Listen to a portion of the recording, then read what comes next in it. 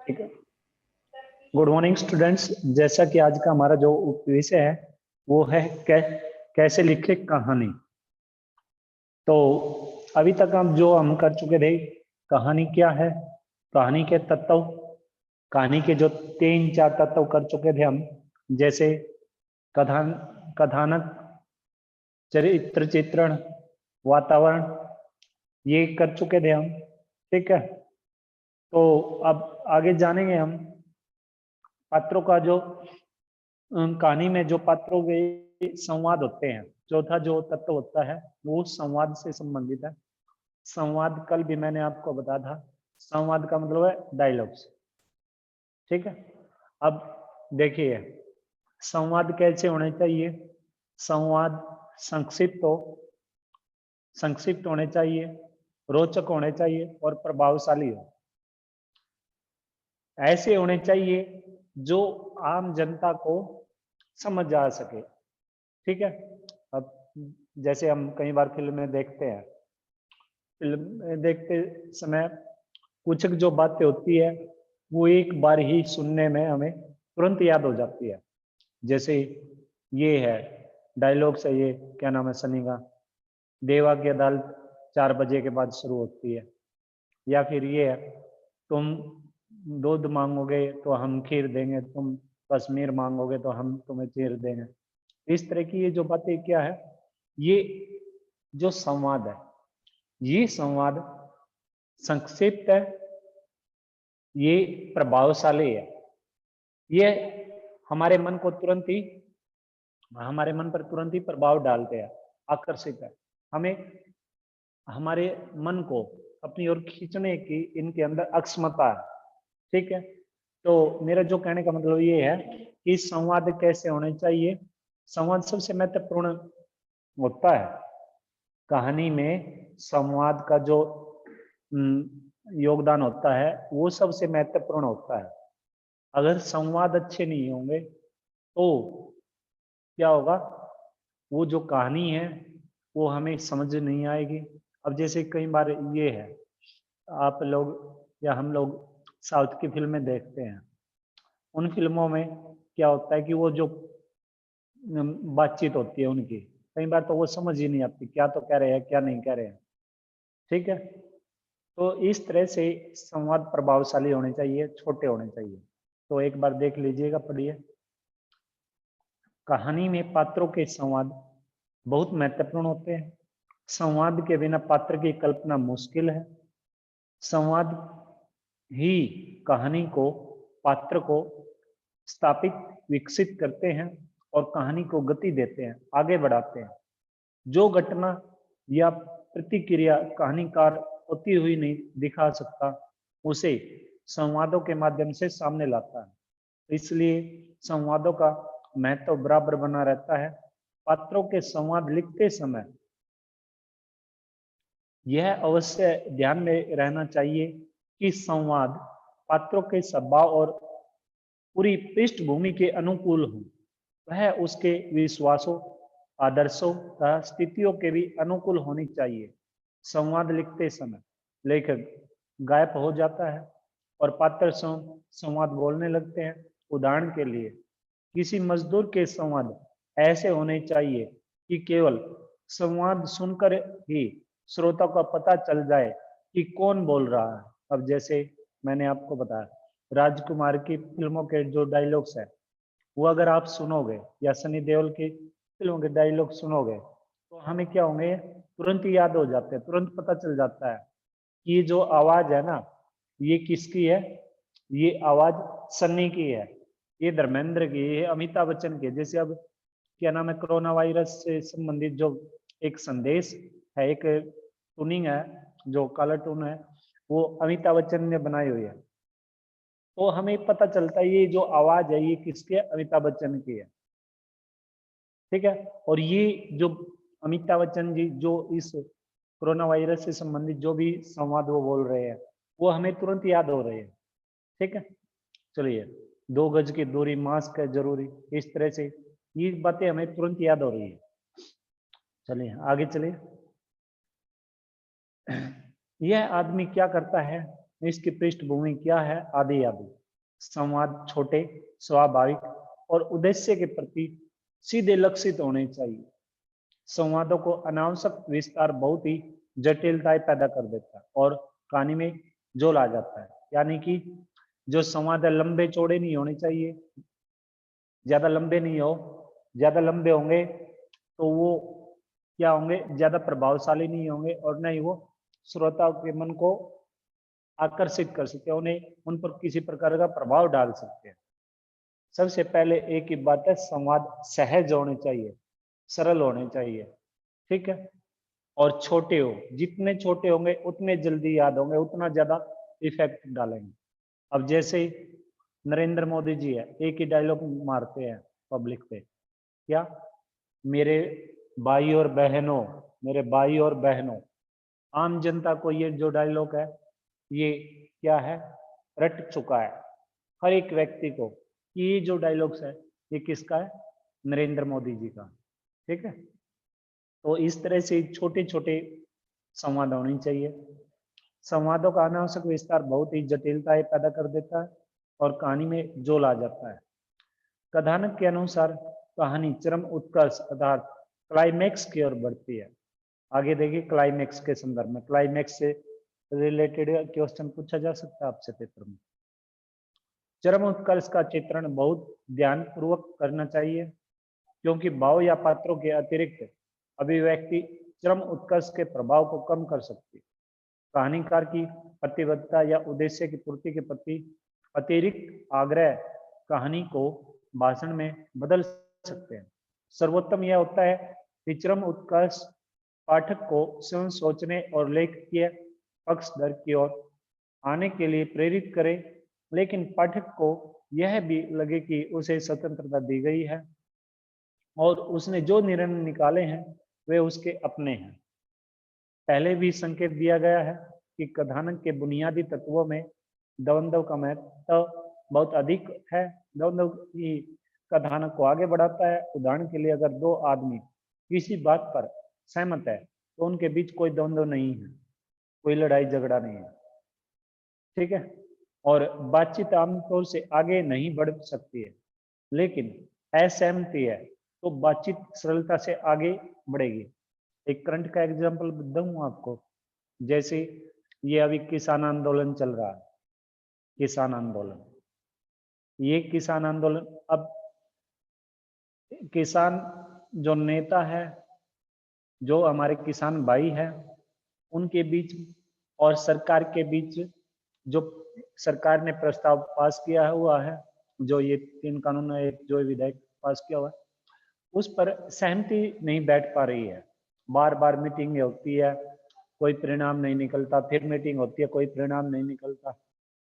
सरकार किसानों को आश्वासन में लेती है, लेकिन इन किसानों को सरकार के ऊपर कोई भी भरोसा नहीं है, विश्वास नहीं है। तो कहीं ना कहीं तालमेल, सामंजस्य उनका बैठ नहीं पा रहा। जैसे ही सामंजस्य बैठ जाएगा, वैसे ही सरकार और किसानों के बीच में जो बातचीत है वो खत्म हो जाएगी और उनका जो उद्देश्य है किसानों का वो पूरा हो जाएगा, ठीक है। तो कहानीकार की प्रतिबद्धता या उद्देश्य की पूर्ति के प्रति अतिरिक्त आग्रह कहानी को भाषण में बदल सकते हैं। सर्वोत्तम यह होता है कि चरम उत्कर्ष पाठक को स्वयं सोचने और लेखकीय पक्ष दर की ओर आने के लिए प्रेरित करे, लेकिन पाठक को यह भी लगे कि उसे स्वतंत्रता दी गई है और उसने जो निर्णय निकाले हैं वे उसके अपने हैं। पहले भी संकेत दिया गया है कि कथानक के बुनियादी तत्वों में द्वंद्व का महत्व बहुत अधिक है। द्वंद्व ही कथानक को आगे बढ़ाता है। उदाहरण के लिए, अगर दो आदमी किसी बात पर सहमत है तो उनके बीच कोई द्वंद्व नहीं होता। ये पंक्तियां 2 बार पढ़ चुके हम, उदाहरण के लिए। हम और बातचीत आमतौर से आगे नहीं बढ़ सकती, लेकिन असहमति है तो बातचीत सरलता से आगे बढ़ेगी। कहानी में द्वंद्व दो विरोधी तत्वों का टकराव या किसी की खोज में आने वाली बाधाओं, अंतर्द्वंद आदि के कारण पैदा होता है। कहानीकार अपने कथानक में द्वंद्व के बिंदुओं को जितना स्पष्ट रखेगा, कहानी भी उतने ही सफलता से आगे बढ़ेगी। कहानी लिखने की कला सीखने का सबसे अच्छा और सीधा रास्ता यह है कि अच्छी कहानियां पढ़ी जाएं और उनका विश्लेषण किया जाए। कहानी लेखन सिखाने की प्रक्रिया में यही सबसे अधिक कारगर माध्यम होगा। जब मैंने पहली कहानी लिखी तो ये देखिए एक बार, ये चित्र पता आपको किसका? बिस्म साइनी। ये कहानीकार के रूप में है, लेकिन इनकी शक्ल किसकी तरह लगती है? देवानंद की तरह। ठीक है, एक बार ये पंक्तियां पढ़ लीजिएगा ताकि कुछ आपको नया मिल सके। चाहिए तो यह था कि मेरी पहली कहानी प्रेम कहानी होती। उम्र के एतबार से भी यही मुनासिब था और अदब के एतबार से भी, पर प्रेम के लिए अनुकूल परिस्थितियां हों तब काम बने। मैंने वही लिखा जो मेरे जैसे माहौल में पलने वाले सभी भारतीय युवक लिखते हैं। अबला नारी की कहानी। हिंदी के अधिकांश लेखकों का तो साहित्य में पदार्पण अबला नारी की कहानी से ही होता है और यह दुखंत होनी चाहिए। मैंने भी वैसे ही किया। बड़ी बेमतलब बेतुकी कहानी थी, न सिर न पैर, न शुरू से न आखिर तक, मन गढ़ंत, पर चूंकि अबला नारी के बारे में थी और दुखंत, इसलिए वानप्रस्थी जी को भी कोई ऐतराज नहीं हो सकता था और पिताजी को भी नहीं। इसलिए कहानी कॉलेज पत्रिका में स्थान पा गई। और इसके कुछ ही देर बाद एक प्रेम कहानी सचमुच कलम पर आ गई। नखसिक से नखसिक यानी कि पैरों से लेकर सिर तक से प्रेम कहानी ही थी, पर किसी दूसरी दुनिया की कहानी जिससे मैं परिचित नहीं था। तब मैं कॉलेज छोड़ चुका था और पिताजी के व्यापार में हाथ बटाने लग रहा था। कॉलेज कॉलेज के दिन पीछे छूटते जा रहे थे और आगे की दुनिया बड़ी उटपटांग और बेतुकी सी नजर आ रही थी।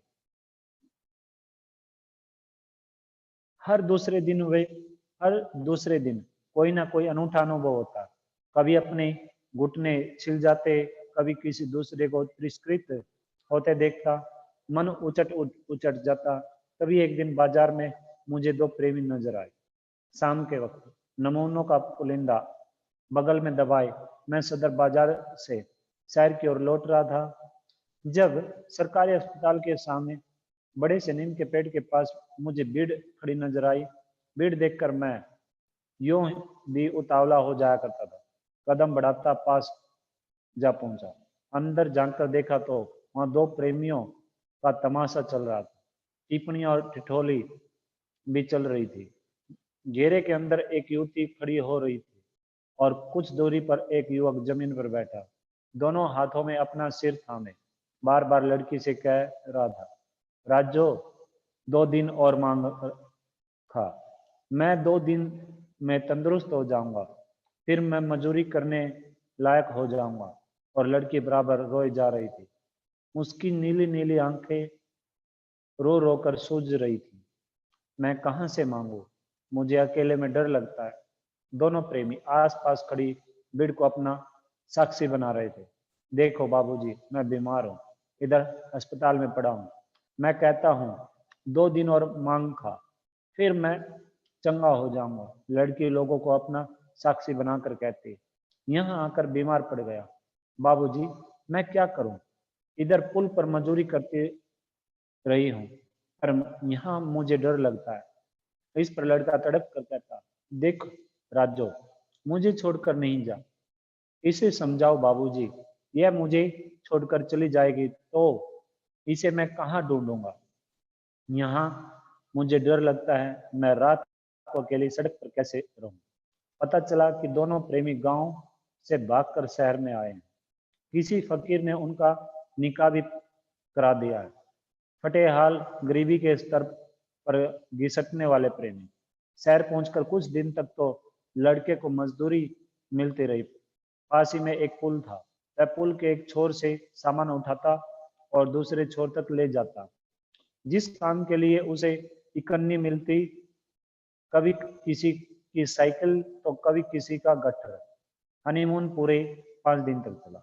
दोनों ने न केवल खाया पिया, बल्कि लड़के ने अपनी कमाई में से जापानी छींट का एक जोड़ा भी लड़की को बनवा कर दिया, जो उन दिनों अढ़ाई आने गज में बिका करते थे। दोनों रो रहे थे और तमाशबीन खड़े हंस रहे थे। कोई लड़की की नीली आंखों पर टिप्पणी करता, कोई उनके ऐसे वैसे प्रेम पर, और सड़क की भीड़ में खड़े लोग केवल आवाजें ही नहीं कसते, वे इरादे भी रखते हैं।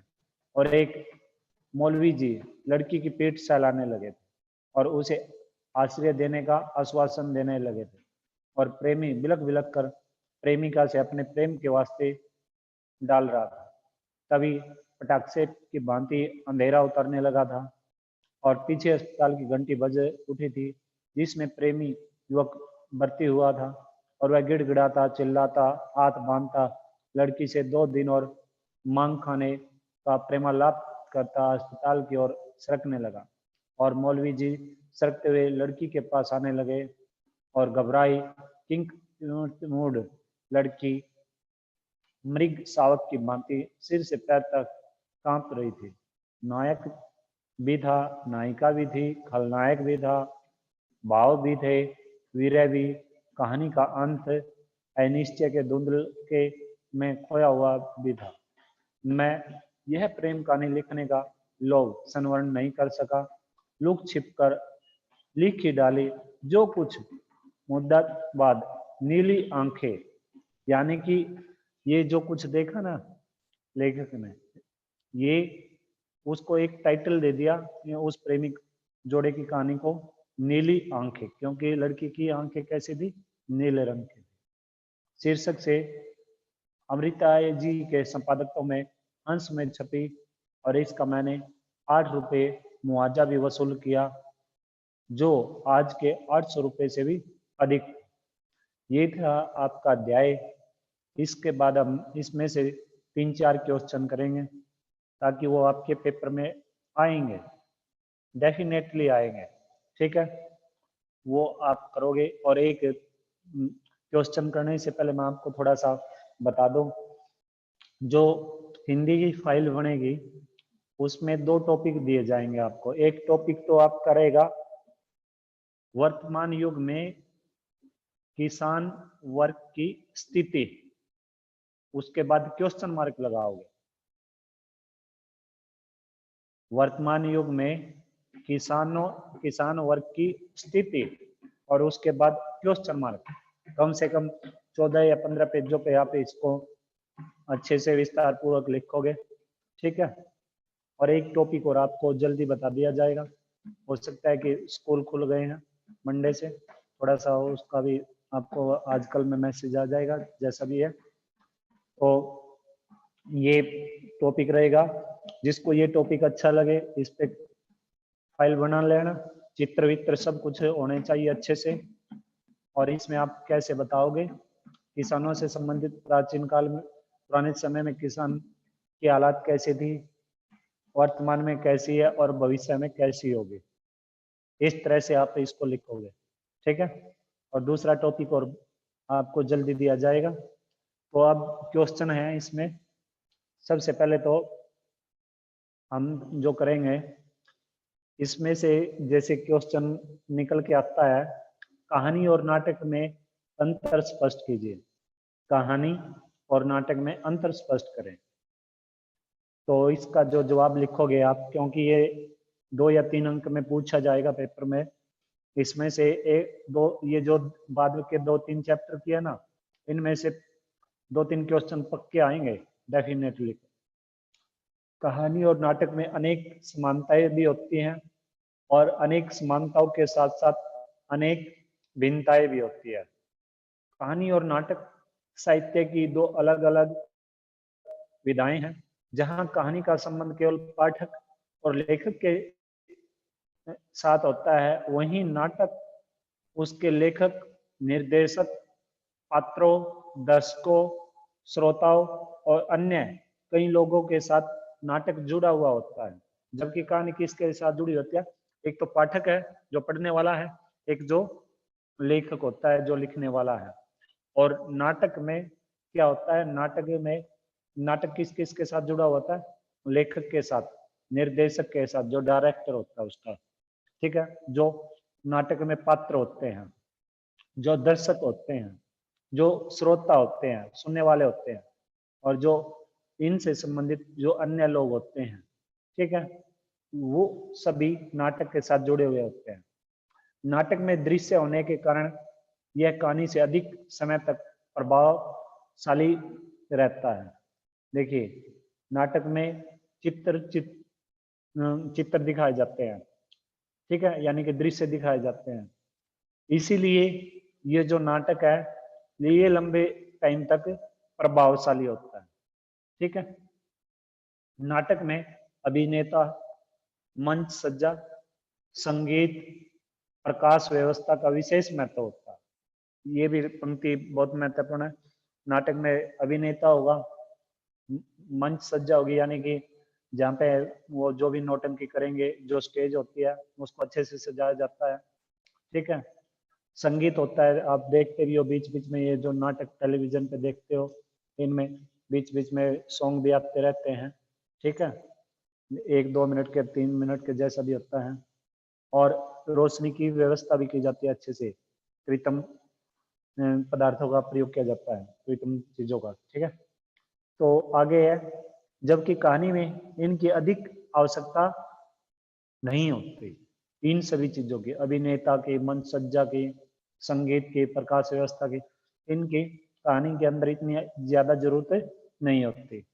इसके अतिरिक्त नाटक को एक ही समय और स्थान पर दर्शकों के सामने प्रस्तुत किया जाता है, जबकि कहानी को थोड़ा सा पढ़कर छोड़ा जा सकता है और बाद में भी पढ़ा जा सकता है।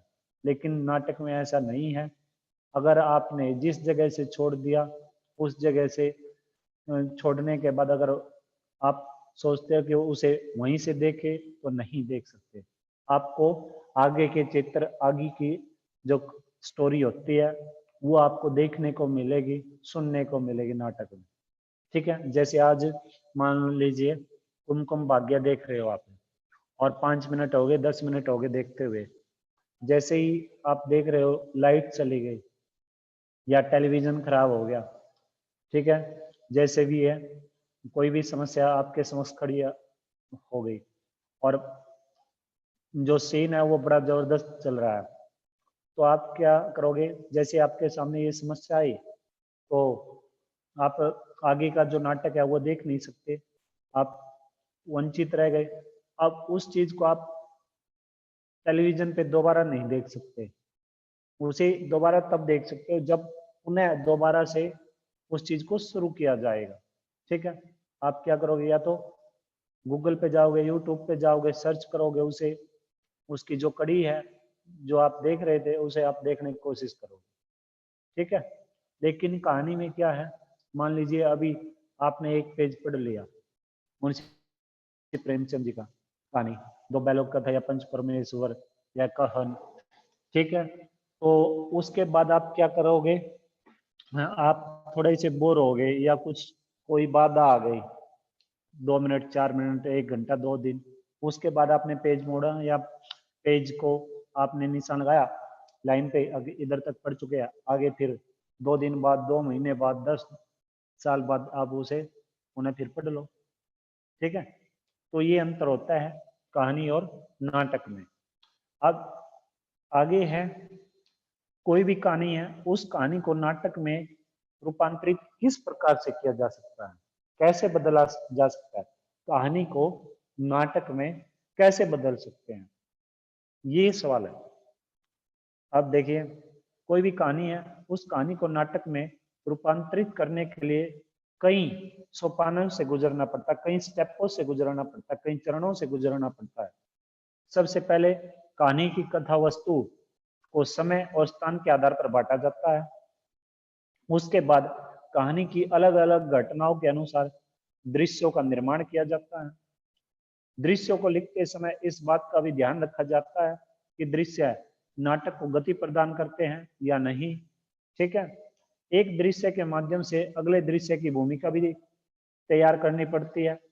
दृश्यों को लिखने के बाद कहानी के कथानक को के साथ मेल खाने वाले संवादों को भी तैयार किया जाता है। संवाद छोटे प्रभावशाली बोलचाल की भाषा में लिखे जाते हैं। मूल कहानी के संवादों को काट कर छोटा बनाया जाता है। कहानी को नाटक में रूपांतरित करते समय ध्वनि और प्रकाश योजना का भी विशेष ध्यान रखना पड़ता है। इसके अतिरिक्त कहानी के कथानक से संबंधित वातावरण को भी तैयार करके उसे स्वाभाविक रूप दिया जाता है। इस प्रकार की जो तैयारी करके ही एक कहानी को संतोषजनक ढंग से नाटक में रूपांतरित किया जा सकता है। ठीक है भाई। अब आगे क्वेश्चन बन जाएगा कि नाट्य रूपांतरण में किस प्रकार की समस्या का सामना करना पड़ सकता है। किसी भी कहानी के नाट्य रूपांतरण को में कई प्रकार की कठिनाइयों का सामना करना पड़ सकता है। इसमें सबसे पहले जो इसमें सबसे प्रमुख जो समस्या है वो कहानी के पात्रों के मनोभाव को प्रस्तुत करने में आती है। कहानी में तो जो मनोभाव है, मनोभाव को लेखक विवरण के रूप में प्रस्तुत कर देता है, लेकिन नाटक में पात्रों में मानसिक द्वंद्व को प्रस्तुत करने में कठिनाई आती है। उदाहरण के रूप में ईदगाह कहानी है में जब हामिद इस द्वंद्व में है कि वह क्या खरीदे क्या न खरीदे, और जब वह सोचता है कि अम्मा का रोटी बनाते समय हाथ जल जाता है आदि का रूपांतरण करना कठिन है। रूपांतरण में इसे लेखक स्वयं मंच के कोने में जाकर अपने आप से संवाद करके काम चलाता है। आजकल वॉइस ओवर के माध्यम से भी इस कठिनाई को दूर करने का तरीका ढूंढ निकाला है। वॉइस ओवर में एक ऐसी ध्वनि होती है जिसे मंच पर पात्र नहीं बोलता, किंतु वह दर्शकों को सुनाई देती है और वे पात्र की मनोस्थिति का सहज ही अनुमान लगा लेते हैं। इस प्रकार रूपांतरण में कई कठिनाइयां आती हैं, किंतु आज नई नई तकनीकों के प्रयोग से इन कठिनाइयों को दूर करने का प्रयास किया जा रहा है। ठीक है। आगे जो क्वेश्चन है वो बन जाएगा कि कहानी और नाटक में क्या क्या समानताएं होती है। ये भी बड़ा इंपॉर्टेंट क्वेश्चन पेपर में आएगा। ये जो क्वेश्चन अभी आपको बताए जा रहे हैं ना, इनमें से एक क्वेश्चन पक्का आएगा फाइनल एग्जाम में। ठीक है। देखिए, प्रत्येक जो कथा है, प्रत्येक कथा साहित्य में मूलतः एक कहानी होती है। जो भाषा भी लगभग एक जैसी होती है। जहां तक कहानी और नाटक का संबंध है, उनमें भी कुछ समानताएं होती है। कहानी और नाटक दोनों में ही एक कहानी होती है जिसका कर्मिक विकास होता है। दोनों में ही पात्र, परिवेश और संवाद भी होते हैं। कहानी और नाटक दोनों में पात्रों का द्वंद्व और चरम उत्कर्ष भी एक समान ही होता है। कहानी और नाटक का एक दूसरे से काफी नजदीकी संबंध है। बहुत सी कहानियों के आधार पर नाटक मंच पर खेले जाते हैं। इन कहानियों में ईदगाह, चित्त की दावत, बड़े भाई साहब, कफन, मोटे राम शास्त्री, दुविधा, मोहनदास, डिप्टी कलेक्ट्री आदि कहानियों का नाम प्रमुखता से दिया जा सकता है। इस प्रकार कहा जा सकता है कि कहानी और नाटक की आत्मा के मूल तत्व एक समान ही होते हैं। ठीक है। ये आपका क्वेश्चन था जिसमें समानताएं पूछी गई थी। अब जो अंतिम क्वेश्चन है कि कहानी के पात्र नाट्य रूपांतरण में किस प्रकार परिवर्तित किए जा सकते हैं। कहानी के पात्र नाट्य रूपांतरण में किस प्रकार परिवर्तित किए जा सकते हैं, यानी कि कहानी के जो पात्र होते हैं उन्हीं पात्रों को जब नाटक में शामिल किया जाए तो उसके लिए हमें किन किन सावधानियों का, किन किन बातों का विशेष ध्यान रखना पड़ता है, ये सवाल है। ठीक है। देखिए, पात्रों का चरित्र चित्रण कहानी और नाटक विधा अलग अलग प्रकार का होता है। रूपांतरण करते समय एक हमें निश्चित कर लेना चाहिए कि कहानी की दृश्यात्मकता नाटक में फिट बैठती है या नहीं। कहानी के पात्र नाटक के पात्रों में किस प्रकार परिवर्तित किए जाते हैं। उदाहरण के लिए, ईदगाह कहानी में लेखक ने हामिद के मेले में जाते समय उसकी वेशभूषा का कोई वर्णन नहीं किया है, किंतु उसकी आर्थिक स्थिति से अनुमान लगाया जा सकता है कि वह नंगे पांव होगा। उसके कुर्ते में पैबंद लगे होंगे। अन्य लड़कों के वस्त्र उसके मुकाबले अच्छे होंगे। कहानी के संवाद का नाटक में प्रभावशाली बनाने के लिए पात्र का अभिनय है। नाटक का निर्देशक अभिनेता में अभिनय क्षमता की परख करता है, परंतु कई बार लेखक भी इसकी और संकेत करता है। पात्रों की भाव भंगिमा, उसके तौर तरीकों और व्यवहार से प्रभाव उत्पन्न किया जा सकता है। कहानी के लंबे संवादों को काटकर छोटा किया जा सकता है और उन्हें अधिक नाटकीय बनाया जा सकता है। आधुनिक परिवेश में ध्वनि और प्रकाश की भूमिका चरित्र चित्रण प्रदर्शन करने में महत्वपूर्ण हो रही है। ध्वनि और प्रकाश दृश्य को अधिक संवेदनशील बना देते हैं। फलस्वरूप रूपांतरण का कार्य सफल और संतोषजनक होता है। वैसे तो कहानी पात्रों के संवादों के माध्यम से उनकी भावनाओं को प्रकट करती है, परंतु निर्देशक की नाट्य प्रस्तुति संवेदनाओं को उजागर करने में भी महत्वपूर्ण साबित होती है। उदाहरण के लिए ईदगाह कहानी में हामिद का मेले में खाने के लिए कुछ नहीं लेना, कोई खिलौना न खरीदना और अपनी बूढ़ी दाढ़ी के लिए चिमटा खरीदना दर्शकों पर गहरा प्रभाव डालता है। ठीक है, तो ये जो अध्याय था ये आपका समाप्त हो चुका है। अब आपको इसमें से अगर किसी को कुछ पूछना है तो वो पूछ सकते हो। ठीक है भाई, एक बार अटेंडेंस लेने दीजिए मुझे। खुशी कुछ पूछना बेटे।